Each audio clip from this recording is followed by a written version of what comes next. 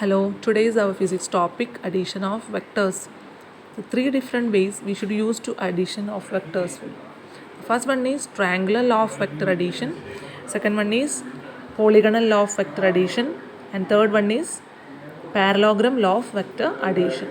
We already know vectors means in a physical quantity they have a direction, at the same time they present have any magnitude, that is called as vectors. So I am considering two vectors here, vector A and vector B. Okay, I try to add these two vectors in the form of triangular law of vector addition. The statement is like that: if two vectors acting at a point are represented in magnitude and direction by the side of the triangle taken in one order, then the resultant is represented by the third side of the triangle taken in the opposite order. So listen here how we should represent the triangular law of vector addition. First, if a vector acting at a point, so we should consider a point first. So this is my point. I am considering a point here. If two vectors acting at a point are represented in magnitude and direction by the sides of the triangle.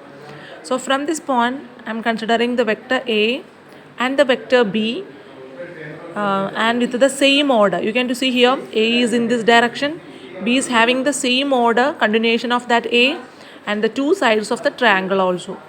So what is the resultant vector of this arrangement? The third side of the triangle.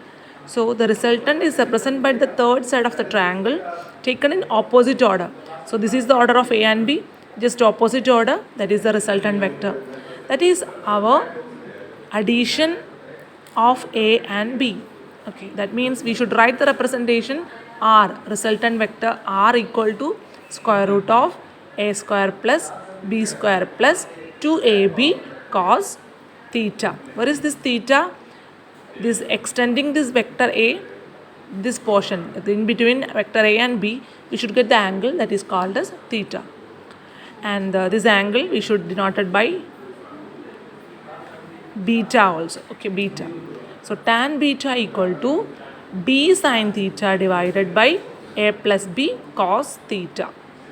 Okay. And the second method of vector addition, that is parallelogram law of vector addition. Compared to another two way, this is very important one, parallelogram law of vector addition. The statement is, if the two vectors acting of a point are represented in magnitude and direction by the two adjacent sides of the parallelogram drawn from a point, then the resultant is represented in magnitude and direction by the diagonal of the parallelogram drawn from the same point. So in this case also we should consider first a point. This is my point here. From the point vector A and vector B. You please listen. In this case, not compulsory to arrange the vectors in the same order.